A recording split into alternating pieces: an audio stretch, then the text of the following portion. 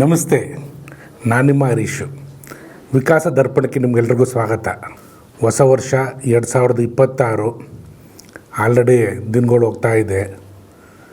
ಏನು ಈ ಹೊಸ ವರ್ಷದಲ್ಲಿ ನಿಮಗೆ ಸಂದೇಶ ಕೊಡಬೇಕು ಅಂತಿದ್ದೀನಿ ಅಂದರೆ, ಪಾಪ ತುಂಬ ಜನ ಯೂಟ್ಯೂಬಲ್ಲಿ ಈ ವರ್ಷ ನನಗೆ ಹೆಂಗಿದೆ, ನನ್ನ ರಾಶಿ ಫಲ ಹೇಗಿದೆ, ನನಗೇನೇನು ಆಸೆ ಆಕಾಂಕ್ಷೆಗಳಿದೆ ಅವನ್ನೆಲ್ಲ ಫುಲ್ಫಿಲ್ ಆಗುತ್ತಾ ಅನ್ನೋದ್ರ ಬಗ್ಗೆ ಎಲ್ಲ ನೋಡ್ತಾರೆ. ಅದೇ ಟ್ರೆಂಡಿಂಗು ಒಂದು ಪಾರ್ಟು. ಇನ್ನೊಂದು ಎಲ್ರಿಗೂ ಗೊತ್ತಿರೋ ಹಂಗೆ ಡಿಸೆಂಬರ್ 31 ಫುಲ್ ಎಂಜಾಯ್ ಮಾಡಿಬಿಟ್ಟು ಫಸ್ಟಿಂದ ನಾನು ಇನ್ನು ಮೇಲಿಂದ ಇದು ಮಾಡಲ್ಲ ಅಂತ ರೆಸಲ್ಯೂಷನ್ ಎಲ್ಲರೂ ಹಾಕ್ಕೊಳ್ಳೋದು.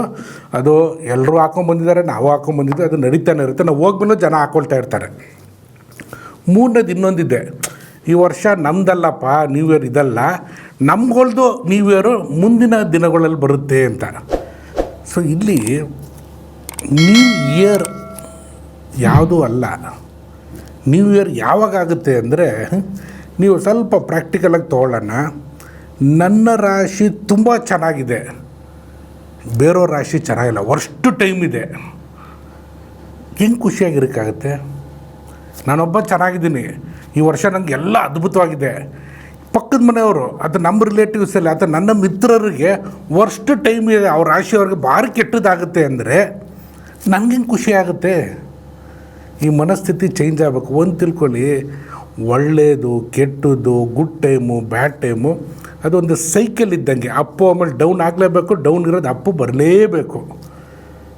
ಇದರಿಂದ ರಾಶಿಯಿಂದ ನಾವಾಗಬಾರ್ದು, ನಮ್ಮಿಂದ ರಾಶಿ ಆಗಬೇಕು. ಯಾಕೆ ಅಂದರೆ, ಶ್ರೀರಾಮಚಂದ್ರ ಯಾವ ರಾಶಿಯಲ್ಲಿ ಹುಟ್ಟಿದಾರೆ ಗೊತ್ತಾ? ಅದೇ ರಾಶಿ ನಂದು. ಶ್ರೀರಾಮಚಂದ್ರದಿಂದ ರಾಶಿಗೆ ಅಪ್ಸ್ಕೇಲ್ ಆಯಿತು. ನಿಮ್ಮ ಹೆಸರಿಂದ ರಾಶಿ ಮೇಲೋಗಬೇಕು, ನಕ್ಷತ್ರ ಮೇಲೋಗಬೇಕು, ಆ ಥರ ಜೀವನ ಮಾಡಬೇಕು. ತುಂಬ ಸೀರಿಯಸ್ ಆಗಿಬಿಡಿ, ತುಂಬ ಟೆನ್ಷನ್ ತೊಗೊಬೇಡಿ. ವರ್ಸ್ಟ್ ಅಂದರೆ ಏನಾಗ್ಬೋದು ಯೋಚನೆ ಮಾಡಿ. ಇವಾಗ ಕೆಲವರು ರಾಶಿ ಒಳಗೆ ಕೆಟ್ಟ ಟೈಮ್ ಇದೆ, ಅದು ನಕ್ಷತ್ರ ವರ್ಸ್ಟ್ ಟೈಮ್ ಇದೆ ವರ್ಷ ಅಂತ ತಿಳ್ಕೊಳ್ಳೋಣ. ಏನಾಗ್ಬೋದು ವರ್ಸ್ಟ್? ಫೈನಾನ್ಷಿಯಲ್ ತೊಗೊಳ್ಳೋಣ, ಲಾಸ್ ಆಗ್ಬೋದು, ಬಿಸ್ನೆಸ್ ಲಾಸ್ ಆಗ್ಬೋದು, ಕೆಲಸ ಹೋಗ್ಬೋದು. ಮ್ಯಾಕ್ಸಿಮಮ್ ಏನಾಗ್ಬೋದು, ಇಲ್ಲಿ ಮನೆ ಸ್ವಲ್ಪ ಹರಾಜು ಆಗ್ಬೋದು, ಮರ್ಯಾದೆ ಹೋಗ್ಬೋದು. ಇಷ್ಟು ಬಿಟ್ರೆ ಏನಾಗುತ್ತೆ? ಯಾಕೆ ಸೀರಿಯಸ್ ಆಗಿ ತೊಗೊಳ್ತೀರಾ? ಒಂದಿನ ನಾವು ಇಲ್ಲಿ ಹುಟ್ಟ ಮೇಲೆ ಸಾವು ಗ್ಯಾರಂಟಿ, ಖಚಿತ. ಹುಟ್ಟು ಸಾವು ಎರಡೂ ನಮ್ಮ ಕೈಲಿದೆಯಾ? ನಮ್ಮ ಕೈಲಿ ಇದ್ದಿಲ್ಲ. ಹುಟ್ಟು ಯಾವಾಗಾಗುತ್ತೆ ಅಂತ, ಸಾವು ಯಾವಾಗಾಗುತ್ತೆ ನಮ್ಮ ಕೈಲಿಲ್ಲ. ಯಾರೋ ಇಂಥ ದಿನ ನೀನು ಈ ಟೈಮ್ಲಿ ಎಕ್ಸಾಕ್ಟಾಗಿ ಸಾಯ್ತೀಯ ಅಂತ ಒಬ್ಬ ಅಸ್ಟ್ರಾಲಜರ್ ಹೇಳಿದೆ, ದಯವಿಟ್ಟು ತೋರಿಸಿ. ಸೊ ಇವೆರಡು ನಮ್ಮ ಕೈಲಿಲ್ಲ, ಒಂದು ಪಾರ್ಟು. ಸೆಕೆಂಡ್ ಪಾರ್ಟು, ನಂಗೆ ಇಂಥ ಅಪ್ಪ ಅಮ್ಮನೇ ಬೇಕು, ಇಂಥ ರಿಲಿಜನೇ ಬೇಕು, ಇಂಥ ದೇಶ ಬೇಕು, ಇಂಥ ಮನೇಲಿ ಹುಟ್ಟಬೇಕು ಅಂತ ನಮ್ಮ ಕೈಯಲ್ಲಿತ್ತಾ? ಇಲ್ಲ. ಓಕೆ, ನಾನು ಸಾವಪ್ಪ ಎಲ್ಲರೂ ಏನು ಹೇಳೋದು ಅಂದರೆ ಪಟ್ಟನ್ನು ಸತ್ತ ಬಿಡ್ಬೇಕು, ನಾನು ಏನು ರೋಗಗಳು ಬರದೆ ಸಾಯಬೇಕು ಅಂತ, ಅದು ನಮ್ಮ ಕೈಯಲ್ಲಿದೆಯಾ? ಇಲ್ಲ. ಕೆಲವೊಬ್ಬರು ಬೆಳಗ್ಗೆ ಎದ್ದು ಬ್ರಹ್ಮ ಮುಹೂರ್ತದಲ್ಲಿ ಯೋಗಾಸನ ಪ್ರಾಣಾಯಾಮ ಮಾಡಿ ಅಥವಾ ಜಿಮ್ಗೆ ಹೋಗಿ ಫುಲ್ ಆರ್ಗ್ಯಾನಿಕ್ ಫುಡ್ ತಿಂದು ಮನೆ ಊಟ ಮಾಡಿ ಫಿಟ್ಟಾಗಿರೋರೆ ಪಟ್ಟಂತ ಹೋಗ್ಬಿಡ್ತಾರೆ. ಕೆಲವೊಬ್ಬರು ಎಲ್ಲ ಅಭ್ಯಾಸ ಚಟಗಳು ಇಟ್ಕೊಂಡು 100 ವರ್ಷ ಹತ್ರ ಇದ್ರೂ ಗಟ್ಟಿಮುಟ್ಟಿಯಾಗಿರ್ತಾರೆ. ಇದನ್ನು ಯಾಕೆ ಹೇಳ್ತಾ ಇದ್ದೀನಿ ಅಂದರೆ, ಅವ್ರು ನೋಡಿ ಇವ್ರು ನೋಡಿ ಕಂಪೇರ್ ಮಾಡಬೇಡಿ. ಹೊಸ ವರ್ಷ ಯಾವ್ದು ಗೊತ್ತಾ? ನೀವು ಒಂದೊಂದು ಕ್ಷಣನೂ ಉಸಿರಾಡ್ತಿರಲ್ಲ, ಆ ಕ್ಷಣವೇ ಹೊಸದು. ನೆಕ್ಸ್ಟ್ ಉಸಿರಾಟ ಗ್ಯಾರಂಟಿ ಇಲ್ಲ. ನಾವು ಬದುಕಿದ್ದೀವಿ, ಶರೀರ ಇದೆ. ಕಷ್ಟಗಳು ಮನುಷ್ಯಂಗೆ ಬರ್ದೇನೆ ಯಾರಿಗೆ ಬರುತ್ತೆ? ಯಾರಿಗಾರು ಒಬ್ರಿಗೆ ತೋರಿಸ್ಬಿಟ್ಟು ಕಷ್ಟ ಇಲ್ದಿರೋರು. ಎಲ್ಲರೂ ಕಷ್ಟ ಬರುತ್ತೆ. ದಯಮಾಡಿ ನೀವು ಯೂಟ್ಯೂಬು ಮತ್ತು ಬೇರೆ ಎಲ್ಲ ನೋಡ್ಬಿಟ್ಟು ಅಯ್ಯೋ ನನ್ನ ರಾಶಿಗೆ ಐತೆ ಹೆಂಗೋ ಏನೂ ಇಲ್ದೇ ಡಿಪ್ರೆಷನ್ ಹೊಂಟೋಗ್ತೀರ ನೀವು. ಆ ಮೈಂಡಲ್ಲಿ ನನಗೆ ಬ್ಯಾಡ್ ಟೈಮು ಅಂದಾಗ ನ್ಯಾಚುರಲ್ ನಿಮಗೆಲ್ಲ ಕೆಟ್ಟದ್ದು ಅಟ್ರ್ಯಾಕ್ಟ್ ಮಾಡ್ತಾರೆ. ಮ್ಯಾಗ್ನೆಟ್ ಇದ್ದಂಗೆ ನಾವು. ನಂಗೆ ಕೆಟ್ಟದಾಗುತ್ತೆ, ಈ ವರ್ಷ ನಂಗೆ ಸರಿಯಿಲ್ಲ, ಈ ವರ್ಷ ನಂಗೆ ಸರಿಯಿಲ್ಲ. ನಿಜ ಕೆಟ್ಟದಾಗುತ್ತೆ, ಈ ವರ್ಷ ಸರಿಯೇ ಇರಲ್ಲ. ನೀವು ಚೆನ್ನಾಗಿದೆ, ಸೂಪರಾಗಿದೆ ಅಂದರೆ ಚೆನ್ನಾಗಿರೋ ಸೂಪರ್ ಇರುತ್ತೆ. ಯಾಕೆ ಅಂದರೆ ನಮ್ಮೊಳಗಡೆ ದೇವರು ಎಲ್ಲನೂ ಕೊಟ್ಟಿದ್ದಾನೆ. ನಮ್ಮ ಥಾಟ್ಸ್ ಹೆಂಗಿರುತ್ತೆ ಅದೇ ಟೈಪು ಎಲ್ಲನೂ ಆಗುತ್ತೆ. ಸೊ ಹಾಗಾಗಿ ಕಷ್ಟ ಸುಖ ಎರಡಲ್ಲೂ ಕೂಡ ಡಿಸ್ಟರ್ಬ್ ಆಗದಿರೋಂಗೆ ಮೈಂಡನ್ನು ನೀವು ಡೆವಲಪ್ ಮಾಡ್ಕೋಬೇಕು. ಹಾಗಾಗಿ ಸ್ಟ್ರಗಲ್ನೇ ನೀವು ಫ್ರೆಂಡ್ ಮಾಡ್ಕೊಳ್ಳಿ, ಕಷ್ಟ ಕಾರ್ಪಣ್ಯಗಳನ್ನೇ ನೀವು ಫ್ರೆಂಡ್ ಮಾಡ್ಕೊಳ್ಳಿ, ಪ್ರಾಬ್ಲಮ್ಸ್ಗಳನ್ನೇ ನೀವು ಕ್ಲೋಸ್ ಮಾಡ್ಕೊಳ್ಳಿ. ಪ್ರತಿದಿನ ರಿಸ್ಕ್ ತೊಗೊಳ್ತಾಯಿರಿ, ರೆಸ್ಪಾನ್ಸಿಬಿಲಿಟಿ ತೊಗೊಳ್ತಾಯಿರಿ. ಆವಾಗ ಏನಾದ್ರು ಗೊತ್ತಾ, ಲೈಫ್ ಒಂದು ಅಡ್ವೆಂಚರ್ ಇರುತ್ತೆ, ಒಂದು ಥ್ರಿಲ್ ಇರುತ್ತೆ. ಅಯ್ಯೋ ನಮ್ಮ ಮನೇಲಿ ನನ್ನ ಮಕ್ಕಳು ಸರಿ ಇಲ್ಲ, ನನ್ನ ಗಂಡ ಸರಿ ಇಲ್ಲ, ನನ್ನ ಹೆಂಡತಿ ಸರಿ ಇಲ್ಲ, ನನ್ನ ಸೊಸೆ ಸರಿ ಇಲ್ಲ, ಅದು ಸರಿ ಇಲ್ಲ, ಇದು ಸರಿ ಇಲ್ಲ, ನಾನು ಸರಿ ಇದ್ದೀನಾ ಸ್ವಲ್ಪ ಯೋಚನೆ ಮಾಡಿ. ಅವರು ಸರಿ ಇಲ್ಲ ಅನ್ನೋದೇ ನಾನು ಸರಿ ಇಲ್ಲ ಅಂತ ಅರ್ಥ ಅಲ್ಲಿ. ಅದ್ರ ಬದಲಾಗಿ ಅವ್ರು ಹೆಂಗಿದ್ದರೋಗ ಅಕ್ಸೆಪ್ಟ್ ಮಾಡ್ಕೊಳ್ಳಿ. ನನ್ನನ್ನು ನಾನು ಚೇಂಜ್ ಮಾಡ್ಕೊಳಕ್ಕೆ ಆಗಲ್ಲ ಅಂದಮೇಲೆ ಅವ್ರನ್ನ ಚೇಂಜ್ ಮಾಡಿ ಏನು ಮಾಡಬೇಕಾಗಿದೆ. ಇನ್ನೊಂದು ವಿಚಾರ ಏನು ಅಂದರೆ, ಮನೇಲಿ ಕೂತ್ಕೊಂಡು ನಾವು ನಮ್ಮ ದೇಶದಲ್ಲಿ ಪ್ರಧಾನಮಂತ್ರಿ ಈ ಡಿಸಿಷನ್ ಮಾಡಬೇಕಿತ್ತು, ಅಥವಾ ಚೀಫ್ ಮಿನಿಸ್ಟ್ರ್ ಹಿಂಗೆ ಮಾಡಬೇಕಿತ್ತು, ಈ ಮಿನಿಸ್ಟ್ರ್ ಹಿಂಗೆ ಮಾಡಬೇಕಿತ್ತು. ಅದು ಹೋಗಲಿ, ಕ್ರಿಕೆಟಲ್ಲಿ ಅವ್ನು ಬ್ಯಾಟ್ಸ್ಮನ್ ಈ ಥರ ಹೊಡಿಬೇಕಿತ್ತು. ಬ್ಯಾಟ್ ಇಟ್ಕೊಳ್ಳೋಕೆ ಬರೋಲ್ಲ. ಮನೇಲಿರೋದು ನಾವು ಯಾವುದೇ ಒಂದು ಸೋಷಲ್ ಸರ್ವಿಸ್ ಮಾಡಿಲ್ಲ, ಕಾಮೆಂಟ್ಸ್ ಮಾಡ್ತೀವಿ. ಇವತ್ತು ನಮ್ಮಲ್ಲಿ ಏನಂದರೆ ಯೂಟ್ಯೂಬಲ್ಲಿ ಎಲ್ಲದ ಕಡೆ ಒಂದು ಕಾಮೆಂಟ್ ಸೆಕ್ಷನ್ ಅಂತಿದೆ. ಕಾಮೆಂಟ್ ಮಾಡೋ ಮುಂಚೆ ಅವ್ನು ಪುರ್ಸೊತ್ತಾಗವನ್ನೆಲ್ಲ ಕಾಮೆಂಟ್ ಮಾಡೋದಕ್ಕೆ. ಆ ಕಾಮೆಂಟ್ಸ್ ಮಾಡೋ ಮುಂಚೆ ಕಾಮೆಂಟ್ಸಿಂದನೇ ಎಷ್ಟೊಂದು ಮನೆಗಳು ಹಾಳಾಗಿದೆ ಗೊತ್ತಾ. ಸುಲಭ ಕಾಮೆಂಟ್ಸ್ ಮಾಡೋದು, ಬಟ್ ನಾವು ಚೇಂಜ್ ಆಗೋದು ಅದು ನಿಜವಾದ ಸಾಧನೆ, ಅದೇ ತಪಸ್ಸು. ಈ ಹೊಸ ವರ್ಷ 2026 ಏನಾರು ಮಾಡಬೇಕು ಅನ್ನೋದು ಅವನ್ನೆಲ್ಲ ಬಿಟ್ಬಿಡಿ, ಎಲ್ಲನೂ ಒಳ್ಳೆಯದಾಗುತ್ತೆ. ಹೆಂಗಾಗುತ್ತೆ ಅನ್ನೋ ಒಂದು ಸೂತ್ರನ ಕೊಡ್ತೀನಿ ನಾನು. ನೋಡಿ, ಎಲ್ಲರೂ ಗೋಲ್ ಇಟ್ಕೊಳ್ತಾರೆ. ಪ್ರತಿಯೊಬ್ಬರಿಗೂ ನಾನು ಯಶಸ್ವಿಯಾಗಿರ್ಬೇಕು. ಯಶಸ್ವಿ ಅಂದರೆ ಏನು? ಇವತ್ತು ಜನರಲ್ಲಾಗಿ ಒಂದು ಒಳ್ಳೆ ಮನೆ ಕಟ್ಟಿರಬೇಕು, ಒಂದು ಕಾರ್ ಇರಬೇಕು, ದುಡ್ಡು ಇರಬೇಕು, ಒಂದು ಪೊಸಿಷನ್ ಇರಬೇಕು, ಸ್ಟೇಟಸ್ ಇರಬೇಕು, ಬಿಸ್ನೆಸ್ಸು ಜಾಬೋ, ಇದೆ ಯಶಸ್ಸು ಅನ್ನೋದು ಕಾಮನಾಗಿ ಎಲ್ಲರ ಮೈಂಡಲ್ಲಿರೋದು. ಇದೆಲ್ಲ ಇದ್ದು ಶ್ರಮಪಟ್ಟರು ಯಾಕೆ ಬರ್ತಿಲ್ಲ ಅಂದಾಗ ಅವಾಗ ಏನಾಗುತ್ತೆ, ಕರ್ಮ ತೆರೆ ಹೋಗುತ್ತೆ. ಜನ್ಮದಲ್ಲಿ ಏನು ಮಾಡಿದ್ವು ಅಂತ, ಅಥವಾ ಈ ಜನ್ಮದಲ್ಲಿ ಏನು ತಪ್ಪಾಗಿತ್ತು, ಹಿಂಗೆ ಆಗ್ತಿದೆ ಅಂತ. ಸೊ ಹಂಗಾಗಿ ಹೆಂಗೆ ನನ್ನ ಭವಿಷ್ಯನ ಚೇಂಜ್ ಮಾಡೋದು, ನನ್ನ ರಾಶಿ ನಕ್ಷತ್ರಗಳು ಹೆಂಗೆ ಚೇಂಜ್ ಮಾಡೋದು, ಆಗಿರೋದು ಆಗೋಗ್ಬಿಟ್ಟೈತೆ. ಹೆಂಗೆ ಚೇಂಜ್ ಮಾಡೋದು ಅಂದರೆ, ಈ ಕ್ಷಣದಿಂದ, ಈ ಮೂಮೆಂಟ್ ನೀವು ನೋಡ್ತಿದ್ದಲ್ಲ ಕಾರ್ಯಕ್ರಮ, ಈ ಮೂಮೆಂಟಿಂದ ನಿಮ್ಮ ಇಂಟೆನ್ಷನ್, ಉದ್ದೇಶನ ಚೇಂಜ್ ಮಾಡ್ಕೊಳ್ಳಿ. ಪ್ರತಿ ಕ್ಷಣವೂ ಒಳ್ಳೇದು ಮಾಡ್ತಾನೇ ಬರ್ತಾರೆ. ಸಣ್ಣದು ಬೆಳಗ್ಗೆ ಬೇಗ ಎದ್ಬಿಟ್ಟು ಜಿಮ್ಮು, ಎಕ್ಸಸೈಸ್ ಮಾಡಬೇಕು, ಯೋಗಾಸನ, ಪ್ರಾಣಾಯಾಮ ಮಾಡಬೇಕು, ಅದು ನಿಮ್ಗಾಯಿತು. ಬೆಳಗ್ಗೆ ಎದ್ದು ನೀವು ಗಿಡಗಳ್ಗೇನಾದ್ರು ನೀರು ಹಾಕ್ತಿದ್ದೀರಾ, ಪಕ್ಷಿ ಪ್ರಾಣಿಗಳ್ಗೇನಾರು ನೀವು ಫೀಡ್ ಮಾಡ್ತಿದ್ದೀರಾ, ಮನೇಲಿ ನಿಮ್ಮ ಅಮ್ಮಂಗೆ ಹೆಲ್ಪ್ ಮಾಡ್ತಿದ್ದೀರಾ, ನಿಮ್ಮ ಹೆಂಡ್ತಿಗೆ ಹೆಲ್ಪ್ ಮಾಡ್ತಿದ್ದೀರಾ, ವಯಸ್ಸಾದ ತಂದೆ ತಾಯಿಗಳು ನೋಡ್ಕೊಳ್ತಿದ್ದೀರಾ, ತಾತ ಅಜ್ಜಿ ನೋಡ್ಕೊಳ್ತಿದ್ದೀರಾ, ಅದ್ರ ಕಡೆ ಹೆಚ್ಚು ಒತ್ತು ಕೊಡಿ. ನೀವು ಎಕ್ಸಸೈಸ್ ಮಾಡದೆ ಹೋದ್ರೂ ಪರವಾಗಿಲ್ಲ, ನಿಮ್ಮ ಬಾಡಿ ಹೆಲ್ತಿಯಾಗಿರುತ್ತೆ.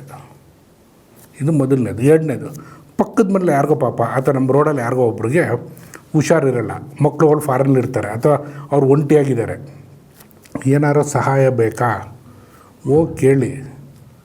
ಎಕ್ಸಸೈಸ್ ಮಾಡಿದವ್ರು ತೊಂದರೆ ಇಲ್ಲ, ನೀವು ಅಲ್ಲಿ ಹೋಗ್ಬಿಟ್ಟು ಕೇಳಿ, ಅವ್ರಿಗೇನಾರು ಸಹಾಯ ಮಾಡಿ. ನಿಮ್ಗೇನಾರು ಸಮಸ್ಯೆ ಇರೋದು ಆಟೋಮೆಟಿಕ್ಕಾಗಿ ರೆಕ್ಟಿಫೈ ಆಯ್ತು. ಹೆಂಗಾಗುತ್ತೆ ಗೊತ್ತಿಲ್ಲ, ಹಂಗೆ ಪ್ರಕೃತಿ ಸೆಟ್ ಮಾಡಿರೋದು ದೇವರು. ಇದನ್ನು ಕರ್ಮ ತಾನೇ ಅನ್ನೋದು, ಇದೇ ಸಂಸ್ಕಾರ ತಾನೇ ಹೇಳೋದು. ಒಳ್ಳೆ ಕರ್ಮ ಸಂಸ್ಕಾರಗಳನ್ನ ನೀವು ಜಾಸ್ತಿ ಮಾಡ್ಕೊಳ್ಳೋಕ್ಕೆ ಹೋಗಬೇಡಿ. ಒಳ್ಳೆ ಕರ್ಮ ಸಂಸ್ಕಾರ ಮಾಡೋದ್ರಿಂದ ನಂಗೆ ಒಳ್ಳೇದಾಗುತ್ತೆ ಅಂತಲೂ ಯೋಚನೆ ಮಾಡಬೇಡಿ, ಮಾಡ್ತಾಯಿರಿ. ಒಳ್ಳೇದು ಕೆಟ್ಟದ್ದು ಕಟ್ಕೊಂಡು ನಮಗೇನಾಗಬೇಕಾಗಿದೆ. ಯಾಕಂದರೆ ನಾನು ಒಳ್ಳೇದು ಮಾಡಿದ್ಮೇಲೆ ನಾನು ಯಾವ ಜಾಗದಲ್ಲಿ ನಿಂತಿದ್ದೀನಿಲ್ಲ, ದೇವ್ರು ನಿಂತಿರೋ ಜಾಗದಲ್ಲಿದ್ದೀನಿ. ದೇವ್ರು ಏನು ಮಾಡ್ತಾನೆ, ಒಳ್ಳೇದೇ ಮಾಡ್ತಾನೆ. ಸೊ ನೀವು ಆ ತಾಯಿ ಹೆಂಗರ್ಲು ಅಂತೀವಲ್ಲ, ಆ ತಾಯಿ ಕರ್ಲಿದ್ದಂಗೆ ನಿಮ್ಮ ಮನಸ್ಥಿತಿ ಇರಬೇಕು. ಆದಷ್ಟು ಜನಕ್ಕೆ ಒಳ್ಳೇದು ಮಾಡಿ. ಇವಾಗ ರೋಡಲ್ಲಿ ಹೋಗ್ತಿರ್ತೀವಿ, ಟ್ರಾಫಿಕಲ್ಲಿ ಇರ್ಬೋದು, ಅದು ಇನ್ನಿಲ್ಲ ಇರ್ಬೋದು, ಯಾರೋ ಭಿಕ್ಷದವ್ರು ಬರ್ತಾರೆ. ಇದು ಇವ್ರದ್ದೊಂದು ಬಿಸ್ನೆಸ್ ಆಗೋಗ್ಬಿಟ್ಟೈತೆ, ಇವ್ರನ್ನೆಲ್ಲ ನಂಬಾರ್ದು, ಇವರೆಲ್ಲ ಫ್ರಾಡು. ಏನಾರು ಇತ್ಕೊಳ್ಳಿ, ಅವ್ರು ಏನಾರು ಇತ್ಕೊಳ್ಳೋದು ಅವ್ರ ಕರ್ಮ ಅದು. ಬಟ್ ಅವ್ನು ಈ ಸ್ಥಿತಿಲಿ ಬಂದಾಗ, ಅವನು ಯಾರೇ ಇರಲಿ, ನಾನು ಕೊಡೋ ಸ್ಥಿತಿಲಿದ್ದರೆ ಕೊಡಿ, ಕೊಡದೆ ಹೋದ್ರೂ ಪರವಾಗಿಲ್ಲ, ಕಾಮೆಂಟ್ಸ್ ಮಾಡಬೇಡಿ, ಯೋಚನೆ ಮಾಡಬೇಡಿ.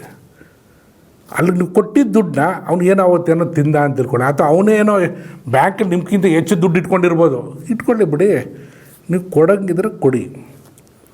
ದೇವಸ್ಥಾನಕ್ಕೆ ಹೋಗ್ತೀವಿ, ನೀವು ಒಂದು 5 ಸ್ಟಾರ್ ಹೋಟ್ಲಿಗೆ ಹೋದಾಗ ಟಿಪ್ಸು ಅಂತ ಬಂದಾಗ, ಯಾವುದೋ ಬೈ ಚಾನ್ಸ್ ಒಂದು ಗರ್ಲ್ ಫ್ರೆಂಡ್ ಜೊತೆ ಹೋಗಿದ್ರಿ, ಅಥವಾ ನಿಮ್ಮ ಹೆಂಡತಿ ಮಕ್ಕಳು ಮುಂದೆ ಹೋಗಿದ್ರಿ, ಒಂದು ಸ್ಟಾರ್ ಹೋಟ್ಲಲ್ಲಿದ್ರಿ, ಟಿಪ್ಸು ಅಂದಾಗ ನೀವು ಸ್ಟೈಲಾಗಿ ಒಂದು 100 ರೂಪಾಯಿನೋ 200 ರೂಪಾಯಿನೋ ಅಥವಾ 500 ರೂಪಾಯಿನೋ ಕೊಡ್ತೀರಾ ನೀವು. ಆದರೆ ದೇವಸ್ಥಾನಕ್ಕೆ ಹೋದಾಗ ಚಿಲ್ಲರೆ ಕಾಸು ಹುಡುಕ್ತೀವಿ ನಾವು. ಯಾಕೆ? ಇದನ್ನೇನಕ್ಕೆ ಹೇಳ್ತಾ ಇದ್ದೀನಿ ಅಂದರೆ, ಆ ಬರೋ ದುಡ್ಡು ದೇವ್ರಿಗೇನು ಬೇಕಾಗಿಲ್ಲ. ಆ ದುಡ್ಡಿಂದ ಅಲ್ಲಿರೋವಂಥ ಕೆಲಸ ಮಾಡ್ತಿರುವಂಥವ್ರು, ಪೂಜಾರಿಗಳಿರ್ಬೋದು, ಅಲ್ಲಿರೋ ಎಂಪ್ಲಾಯೀಸ್ ಇರ್ಬೋದು, ಅವ್ರಿಗೂ ಹೋಗುತ್ತೆ. ದೇವಸ್ಥಾನ ಡೆವಲಪ್ಮೆಂಟ್ಗೆ ಹೋಗುತ್ತೆ. ಯಾಕಂದರೆ ಆ ಒಂದು ಸ್ಥಳನ ಮೇಂಟೈನ್ ಮಾಡಬೇಕಲ್ಲ. ಸೊ ನೀವು ಎಲ್ಲೇ ಹೋದ್ರೂ ಕೊಡೋರಂಗೆ ಆದಾಗ, ಕೊಡೋ ಮನಸ್ಥಿತಿ ಇದ್ದಾಗ ಬೆಳವಣಿಗೆ ಆಟೋಮೆಟಿಕ್ ಆಗುತ್ತೆ. ಯಾವುದೇ ರಾಶಿ, ಯಾವುದೇ ಗ್ರಹಗಳೂ ನಮಗೇನೂ ಮಾಡಲ್ಲ. ನಾವು ಈ ಒಂದು ಮನಸ್ಥಿತಿಲಿ ಇತ್ತು ಅಂದರೆ. ಮನೆ ವಿಚಾರಕ್ಕೆ ಬರೋಣ. ಮನೇಲಿ ನನಗೇನು ಸಿಗುತ್ತೆ ರೆಸ್ಪೆಕ್ಟು, ನಮ್ಮ ಹೆಂಡ್ತಿಂದ ಇರ್ಬೋದು ಅಥವಾ ಗಂಡನಿಂದ ಇರ್ಬೋದು, ಮಕ್ಕಳಿಂದ ಇರ್ಬೋದು, ಅದನ್ನು ಎಕ್ಸ್ಪೆಕ್ಟ್ ಮಾಡೋ ಬದಲಾಗಿ ನೀವೇನು ಕೊಡ್ತಾಯಿದ್ದೀರಾ? ನಿಮ್ಮಿಂದ ಅವ್ರು ಖುಷಿಯಾಗಿದ್ದಾರಾ, ಆನಂದವಾಗಿದ್ದಾರಾ, ಅವ್ರ ಆಸೆ ಆಕಾಂಕ್ಷೆಗಳನ್ನ ನಾನು ಪೂರೈಸ್ತಿದ್ದಾನೆ, ಅದ್ರ ಕಡೆ ಮಾತ್ರ ಗಮನ ಇರಲಿ. ನೀವು ಕೊಡ್ತಾ ಇದ್ದಾಗ ಅವ್ರು ರೆಸ್ಪೆಕ್ಟ್ ನಿಮ್ಗೆ ಕೊಟ್ಟೇ ಕೊಡ್ತಾರೆ. ನೀವು ಏನು ಕೊಡ್ತಾರೆ ಅದೇ ವಾಪಸ್ ಸಿಗೋದು. ನೀವು ಏನಾದ್ರು ಬೈತು ಅಂದರೆ ಅವ್ರ ಮನಸ್ಸಲ್ಲಿ ನಿಮ್ಗೆ ಬೈಕೊಳ್ತಾರೆ, ನೇರವಾಗೂ ಅನ್ಬೋದು ಅಥವಾ ಮನಸ್ಸಲ್ಲಿ ಬೈಕೋಬೋದು.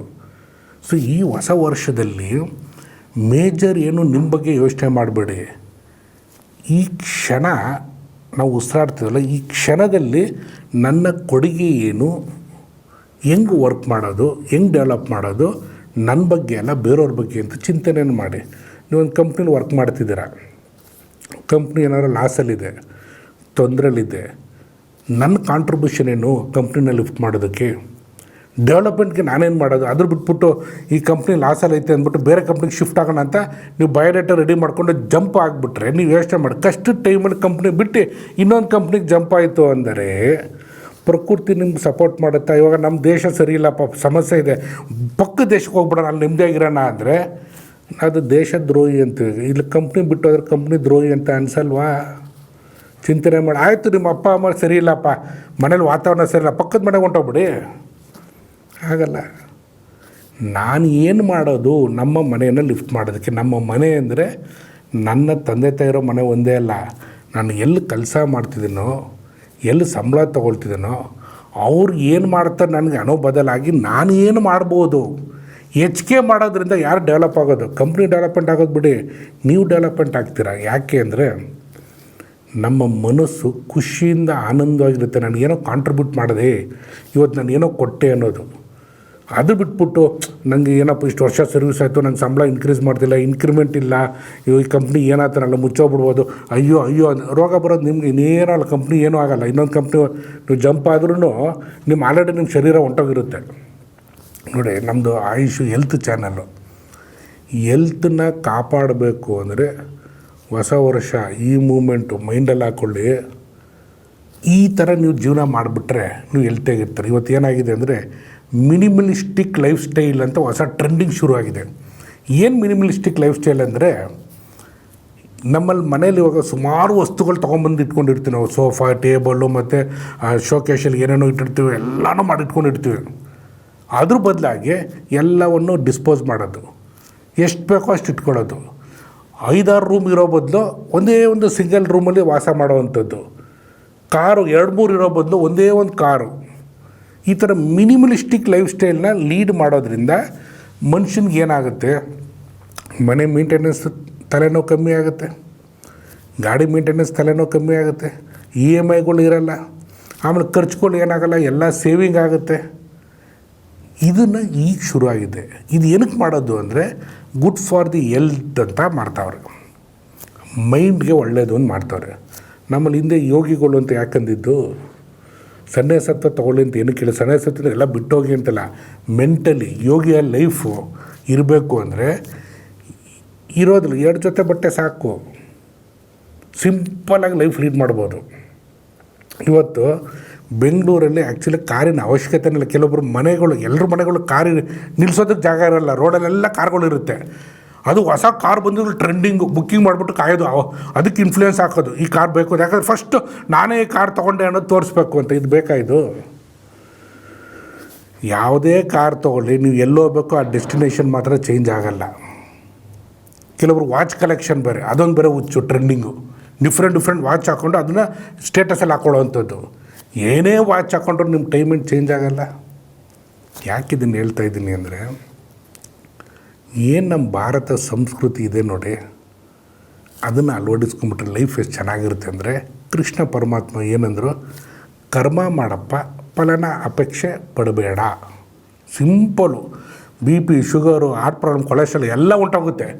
ಡ್ಯೂಟಿ ಮಾಡ್ತೀವಿ, ಇನ್ಕ್ರಿಮೆಂಟ್ ಯಾರೋ ಬರಲಿ, ಏನಾರ ಬರಲಿ, ಮನೇಲಿ ಯಾರೋ ನನಗೆ ಏನಾರು ಅನ್ನಲಿ, ನನ್ನ ಡ್ಯೂಟಿ ನಾನು ಮಾಡ್ತೀನಿ. ಎಷ್ಟು ಚೆನ್ನಾಗಿರುತ್ತೆ ಲೈಫ್ ಅಂದರೆ. ಬಿಸ್ನೆಸ್ ನಾನು ಪಾಡಿಗೆ ವರ್ಕ್ ಮಾಡ್ತೀನಿ, ಗ್ರೋತ್ ಆಗೋದು ಬಿಡೋದಿಲ್ಲ, ಅವ್ನು ಹೆಚ್ಚೆ.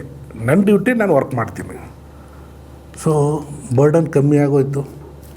ಎರಡನೇದು, ಯೋಗಿ ಹಂಗೆ ಜೀವನ ಮಾಡಿಬಿಟ್ರೆ, ಸಿಂಪ್ಲಿಸ್ಟಿಕ್ ಲೈಫ್ ಸ್ಟೈಲಲ್ಲಿ ಇದ್ಬಿಟ್ರೆ, ನಾನು ಪಕ್ಕದ ಮನೇಲಿ ನೋಡು ಹೆಂಗೆ ಮನೆ ಕಟ್ಸ್ಬಿಟ್ರು, ಎಷ್ಟು 4 ಫ್ಲೋರ್ ಕಟ್ಸ್ಬಿಟ್ಟಿದ್ದಾರೆ, ಗೃಹಪ್ರವೇಶ ಎಷ್ಟು ಜೋರಾಗಿ ಮಾಡಿಬಿಟ್ಟಿದ್ದಾರೆ, ನಾನು ಅವ್ರಿಗಿಂತ 5ನೇ ಫ್ಲೋರ್ ಕಟ್ಬಿಟ್ಟು ನಾನು ತೋರಿಸ್ಬೇಕು ಅಂದರೆ ನಿನಗೆ ಬರೋದು EMI ಜಾಸ್ತಿ ನಿಂಗೆ ಬರುತ್ತೆ, ರೋಗ ರುಜಿನ ನಿಂಗೆ ಬರುತ್ತೆ, ಆಮೇಲೆ ಹೋಗುವಾಗ ಏನೂ ಒತ್ಕೊಂಡು ಹೋಗಲ್ಲ. ಪಕ್ಕದವನು ಹೈಟೆಕ್ ಕಾರ್ ತೊಗೊಂಡ, ನಾನು ಅವ್ನಿಗಿಂತ ಕಾಸ್ಟ್ಲಿ ಕಾರ್ ತೊಗೋಬೇಕು. ಈ ಕಂಪೇರ್ ಮಾಡಿ ಜೀವನ ಸಾಗಿಸೋದೈತೆ. ಇವತ್ತು ಏನಾಗಿದೆ ಅಂದರೆ ಸೋಷಿಯಲ್ ಮೀಡಿಯಾ ಇದೆ ನೋಡಿ, ಅವ್ರ ಪರ್ಪೋಸಲ್ಲಿ ನಿಮ್ಗೆ ಹೊಟ್ಟೆ ಉರ್ಸೋಕ್ಕೆ ಹಾಕೋದು, ಸ್ಟೇಟಸಲ್ಲಿ ನಿಮ್ಗೆ ಹೊಟ್ಟೆ ಉರ್ಸೋಕ್ಕೆ ಹಾಕೋದು. ನೀವು ಉರ್ಕೊಂಡ್ರೆ ಸಮಸ್ಯೆ ನಿಮಗೆ ಹೊರ್ತು ಅವ್ರಿಗೇನಾಗಲ್ಲ. ಇದನ್ನು ಯಾಕೆ ಹೇಳ್ತಾ ಇದ್ದೀನಿ, ನ್ಯೂ ಇಯರು ಏನು ರೆಸೊಲ್ಯೂಷನ್ ಮಾಡೋ ಬದಲಾಗಿ ನೀವು ಆಗಿಬಿಡಿ, ನೀವು ಹೊಸಬರಾಗ್ಬಿಡಿ, ನಿಮ್ಮ ವ್ಯಕ್ತಿತ್ವನ ಸಂಪೂರ್ಣವಾಗಿ ಚೇಂಜ್ ಮಾಡಿಬಿಡಿ. ಪ್ರತಿ ಕ್ಷಣನೂ ಹೊಸ ವರ್ಷನೇ ನಿಮಗೆ, ಪ್ರತಿ ಕ್ಷಣನೂ ಹೊಸದೇ ನಿಮಗೆ. ಯಾಕೆ ಅಂದರೆ ಇಲ್ಲಿ ಚೇಂಜ್ ಆಗಬೇಕಾಗಿರೋದು ನಿಮ್ಮ ಮೈಂಡ್ ಸೆಟ್ಟು. ಇರೋದ್ರಲ್ಲಿ ನೆಮ್ಮದಿಯಾಗಿರಿ, ಖುಷಿಯಾಗಿ ಆನಂದವಾಗಿ. ಹಂಗಂದ್ಬಿಟ್ಟು ನೀವು ಡೆವಲಪ್ಮೆಂಟ್ ಮಾಡಬೇಡಿ ಅಂತಿಲ್ಲ. ವಿಕಾಸ ದರ್ಪಣ ಇರೋದೇ ಡೆವಲಪ್ಮೆಂಟ್. ಅದು ಏನು ಮಾಡ್ತಿದ್ವಿ ಹೇಳಿ, ನಾವು 224 ಕಾನ್ಸ್ಟಿಟ್ಯೂಯೆನ್ಸಿನ ಲಿಫ್ಟ್ ಮಾಡೋದು, ಡೆವಲಪ್ ಮಾಡೋಕ್ಕೆ ಪ್ರೋಗ್ರಾಮ್ ಮಾಡ್ತಿರೋದು. ಈ ಡೆವಲಪ್ಮೆಂಟ್ ಮಾಡೋದ್ರಿಂದ ನಮಗೆ ದುಡ್ಡು ಬರುತ್ತೆ ಅಂತ ನಾವು ಮಾಡ್ತಿಲ್ಲ, ನೆನಪಲ್ಲಿ ಇಟ್ಕೊಳ್ಳಿ. ಇಲ್ಲಿ ನಾವೇನು ಮಾಡ್ತಾಯಿದ್ವಿ ಅದನ್ನೇ ನಿಮ್ಗೆ ಹೇಳ್ತಾಯಿದ್ವಿ. ನಮ್ಮ ಡ್ಯೂಟಿ ಕೊಡೋದು ಹೆಂಗೆ ಅಂತ. ನಾವು ಹೋಟೆಲ್ ಇಂಡಸ್ಟ್ರಿ ಬಗ್ಗೆ ಕೂಗಿದ್ವಿ, ಅದ್ರ ಕಡೆ ವರ್ಕ್ ಮಾಡ್ತಾಯಿದ್ವಿ. ಎಜುಕೇಷನ್ ಇಂಡಸ್ಟ್ರಿ ಕೂಗಿದ್ವಿ, ಅವ್ರ ಕಡೆ ವರ್ಕ್ ಮಾಡ್ತೀವಿ. ಹೆಲ್ತ್ ಇಂಡಸ್ಟ್ರಿ ಬಗ್ಗೆ ವರ್ಕ್ ಮಾಡ್ತಾಯಿದ್ದೀವಿ. ಇಲ್ಲಿ ಏನಾಗುತ್ತೆ ನಮ್ಮ ಕಡೆ ಕಾಂಟ್ರಿಬ್ಯೂಷನ್, ಅದನ್ನು ಮಾಡ್ತಾಯಿದ್ವಿ. ಇದನ್ನೇ ನೀವು ಮಾಡಿ. ನೀವು ಏನು ಮಾಡ್ಬೋದು, ನಿಮ್ಮ ಸುತ್ತಮುತ್ತ, ನಿಮ್ಮ ಅಕ್ಕಪಕ್ಕ, ನಿಮ್ಮ ಕೈಲಿ ಎಷ್ಟಾಗುತ್ತೋ ಅಷ್ಟು ಮಾಡಿ, ಬೇರೆಯವ್ರು ಲಿಫ್ಟ್ ಮಾಡಿ. ನಿಮ್ಮನ್ನು ಲಿಫ್ಟ್ ಆಗೋದು ಬಗ್ಗೆ ಯೋಚನೆ ಮಾಡಬೇಡಿ. ಯಾಕಂದರೆ ಇದನ್ನು ಮಾಡ್ತಾ ಇದ್ದಂಗೆ ಆಟೋಮೆಟಿಕ್ ನಿಮ್ಮ ಡೆವಲಪ್ಮೆಂಟ್ ಆಗೋದು ಗ್ಯಾರಂಟಿ. ಇದು ಹೆಂಗೆ ಅಂತ ಸಿಂಪಲಾಗಿ ಹೇಳ್ತೀನಿ. ಇವಾಗ ನೀವು ಇಲ್ಲಿಂದ ಎಲ್ಲೋ ಒಂದು ಕಡೆ ಊರಿಗೆ ಹೋಗ್ಬೇಕು, ಒಂದು ಡೆಸ್ಟಿನೇಷನ್ಗೆ ಹೋಗ್ಬೇಕು. ಟ್ರೈನ್ ಹತ್ತಿದ್ದೀರ. ಟ್ರೈನ್ ಹತ್ತಿದಾಗ ಲಗೇಜ್ ಇರುತ್ತೆ, 2 ಬ್ಯಾಗು. 2 ಲಗೇಜ್ನ ಬ್ಯಾಗ್ ಇಟ್ಕೊಂಡು ನಿಮ್ಗೆ ಕೂತ್ಕೊಳ್ಳೋಕೆ ಸೀಟ್ ಇರುತ್ತೆ. ಬ್ಯಾಗನ್ನ ತಲೆ ಮೇಲೆ ಇಟ್ಕೊಂಡು ಹಂಗೆ ಕೂತ್ಕೊಳ್ತೀರೋ ಅಥವಾ ಬ್ಯಾಗ್ ಲಗೇಜ್ನ ಇಳಿಸ್ತೀರೋ? ಇಳಿಸ್ತೀವಿ. ನೀವು ಹಂಗೆ ಇಟ್ಕೊಂಡು ಅಲ್ಲಿ ಒಂದು 12 ಅವರ್ ಜರ್ನಿ ಇತ್ತು ಅಂತ ಇಟ್ಕೊಂಡು ಹೋಯ್ತು ಅಂದರೆ ನೋವು ಯಾರಿಗೆ ಬರುತ್ತೆ, ಸಮಸ್ಯೆ ಯಾರಿಗೆ ಬರುತ್ತೆ? ನಿಮಗೆ ಬರೋದು. ನಮ್ಮ ಲೈಫಲ್ಲೂ ಅಷ್ಟೇ, ಆ ಲಗೇಜು ಲೋಡ್ ಇದೆ ನೋಡಿ, ಅದನ್ನು ಇಳಿಸ್ಬಿಡಿ. ಯಾರ ಕೈ ಕೊಡಬೇಕು ಗೊತ್ತಾ? ದೇವ್ರ ಕೈ ಕೊಟ್ಬಿಡಿ. ನಿನ್ನ ಹೆಲ್ತ್ ಇರ್ಬೋದು, ವೆಲ್ತ್ ಇರ್ಬೋದು, ಹ್ಯಾಪಿನೆಸ್ ಇರ್ಬೋದು, ಫ್ಯಾಮಿಲಿ ಪ್ರಾಬ್ಲಮ್, ಜಾಬಿಂದು ಎಲ್ಲ ಲಗೇಜನ್ನು ದೇವ್ರಿಗೆ ಅರ್ಪಣೆ ಮಾಡಿಬಿಟ್ಟು ನೆಮ್ಮದಿಯಾಗಿ ಟ್ರೈನಲ್ಲಿ ಮಲ್ಕೊಂಡೋಗಿ. ಅವ್ನು ಎಲ್ಲಿ ಬೇಕಲ್ಲಿ ಇಳಿಸ್ತಾನೆ. ಅವನು ನಿಮ್ಗಿಂತ ಚೆನ್ನಾಗಿ ಗೊತ್ತು ಅವ್ನು ಎಲ್ಲಿ ಕರ್ಕೊಂಡು ಹೋಗ್ಬೇಕು ನಿಮಗೆ ಅಂತ. ನೀವು ಏನೇನು ಮಾಡ್ಬೇಕಂತ ಅವ್ನು ಚೆನ್ನಾಗಿ ಗೊತ್ತು. ನಾವು ಏನೋ ಗುರಿ ಇಟ್ಕೊಂಡು ನಾವು ಹಿಂಗೆ ಮಾಡಬೇಕು ಹಂಗೆ ಮಾಡಬೇಕು.